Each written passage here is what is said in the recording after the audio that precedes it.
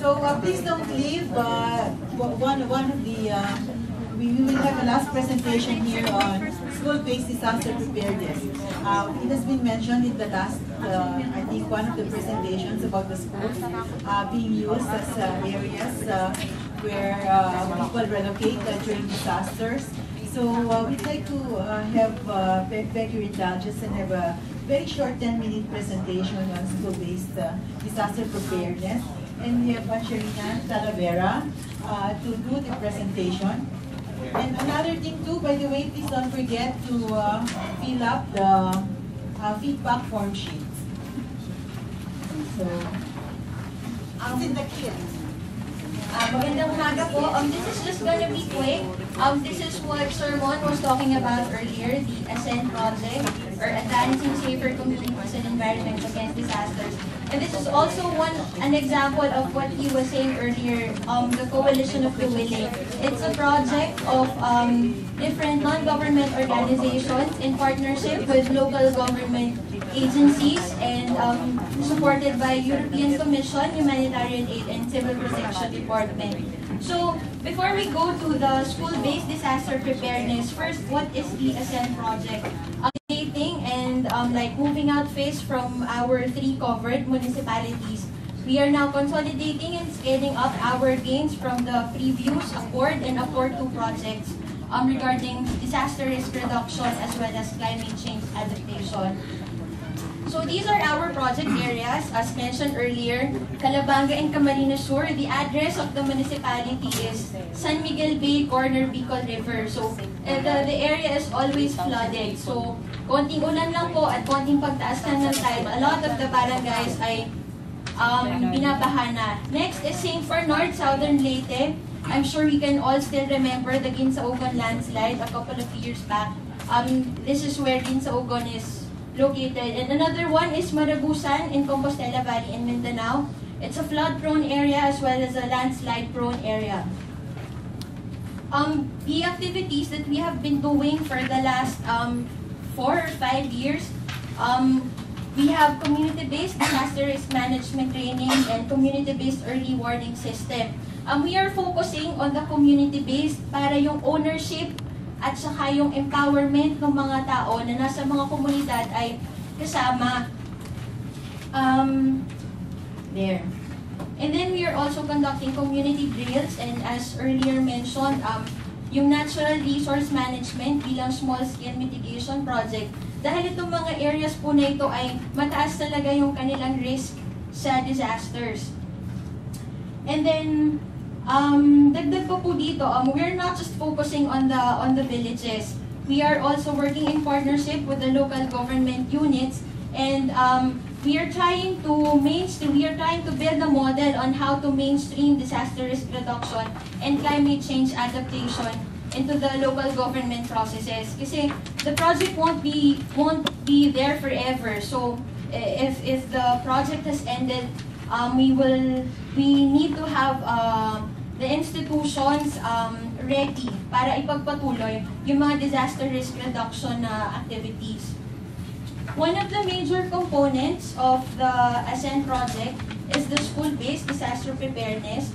For the last phase, we are working in 30 schools in 5 municipalities, but now we have narrowed down to 3 municipalities and we are covering 49, initially 49 schools, but now we're counting, we're gonna cover 59 schools. So these 59 schools that the disaster preparedness project will cover are the schools within the barangays covered by another project, which is the food facility project, of which CNDR is also part. Ito pong food facility project na ito ay isa sa mga vulnerability reduction na mga proyekto para sa ating mga communities. So what are we doing in schools? And first, why are we there? Why do we need to include the schools? Sa panahon po ng emergency, ang mga schools ay isa sa mga pinaka-vulnerable. At ang mga bata na to, dahil yun, mga bata sila, isa rin sila sa mga pinaka-vulnerable sectors in times of emergencies. So we have to prepare them. We have to help them. We have to help them become resilient. And then another thing is that we have to realize the we have to realize the strategic role of the education sector to build yung tinatawag natin na culture of preparedness among the youth. And this is also one of the sustainability measures of the Ascend project na yun nga kahit matapos na yung proyekto, nandoon pa rin at sana ay ma-institutionalize natin ang DRR sa mga communities at sa mga schools na ito. Here are the activities that we have done in the past and we will be scaling them up for the Ascend project. Risk assessment and contingency planning in schools where the teachers and the school heads sit together, they assess their situations and they come up with contingency plans on what they will be doing in times of emergencies because the areas are really high risk. So we also conduct earthquake drills for the students to become really prepared in case an earthquake occurs. And then for the classroom discussions, the teachers sat down, gumawa po sila ng lesson plans. Makikita natin dun sa isang picture, may pinapanood yung na video yung mga bata. Yung pong video na to ay ginawa noong 2007 sa unang phase ng Accord. Kasama po ang ABS-CBN Foundation, ang CNBR, ang iba pang mga organizations like Oxfam, Plan International, Care Netherlands. We produced a three set video on earthquakes, on typhoons and floods, and then on climate change.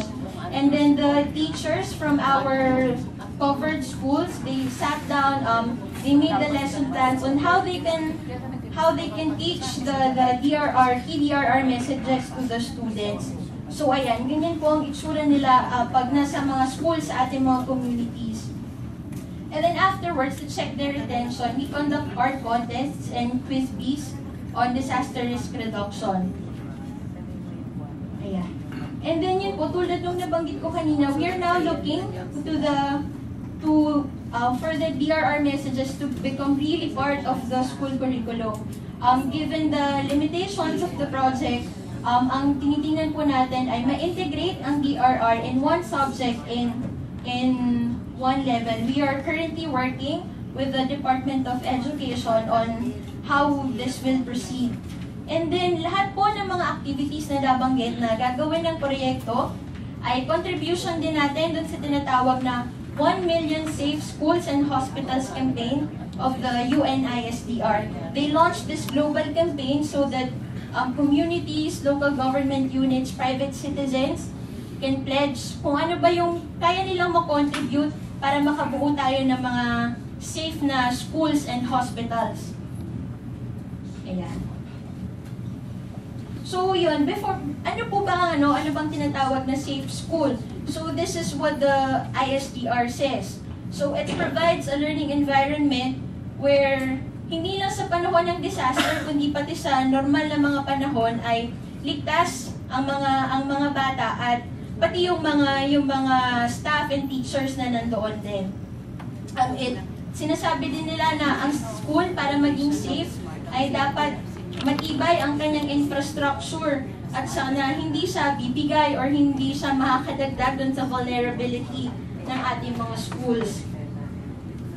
So, ayun, nagbibigay rin po sila ng focus doon sa promoting the culture of safety at saka doon sa awareness din ng mga students and ng faculty na this is our situation. We are, ito yung mga potential na mga damages na pwedeng mangyari sa atin. So there, how can we help? The Safe School, 1 Million Safe Schools and Hospitals campaign has a website wherein we can pledge. You can pledge as an advocate or as a leader or as a champion kung saan tingin natin papasok yung mga pwede nating i-contribute doon sa pagbubuo nito mga safe schools na to. So how can this be translated concretely? Ano ba yung mga current na needs ng ating mga covered schools? So we can provide support to the teachers' trainings dahil po sabi natin limited ang ating resources at limited lang din yung schools na covered. We cannot do it dun sa lahat ng schools na covered na areas. And then we also have information and education campaign materials like training manuals for teachers and for communities as well. videos and flyers on disaster risk reduction and climate change adaptation. We also have flip charts na nagsisilbing teaching aids para dun sa ating mga teachers para mas madali nilang ma-discuss sa mga bata yung mga DRR messages. Ayan po, makikita natin, so there, we can also provide TV sets and DVD players, books and educational videos, and we can also support the retrofitting of schools, school fence, bathroom, drainage, library. Makikita po natin napaka-basic na needs ng mga schools na ito. Wala pa tayo doon sa sinasabi natin na disaster proofing or doon sa climate proofing ng ating mga schools. So, ganito po yung itsura ng ating mga schools.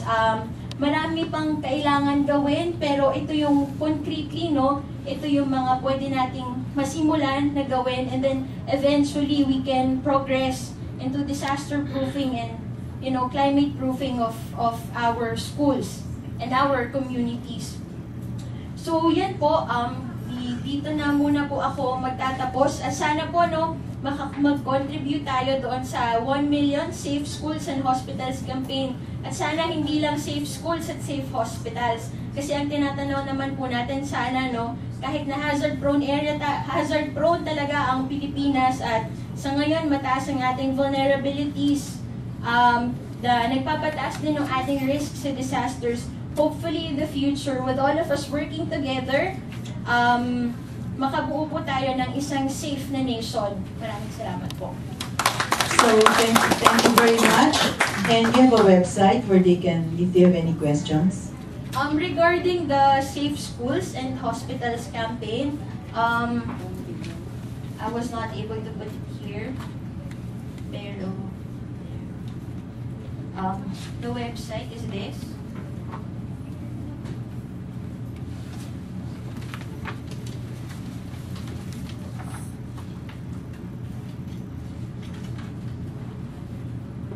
And apart from pledging dun sa website ng 1 Million Safe Schools and Hospitals campaign, we can also talk to Kay. Ayan, kung paano natin gagawin. The project being parang ang tinatanong po namin ay we could facilitate partnerships between the schools and different corporations and different foundations on how they can really support these schools and make them safe for our children. So with that, we'd like to thank our speakers and we'd like to thank our participants for joining us this morning. This is part of a series of fora that we have around a range of topics. I think the next one that we're planning is around crisis management, especially in the light of, we've had these discussions before, but I think what brings it to light is what happened yesterday or 2 days ago. So please watch out for our future announcements, and thank you for attending this morning's activity.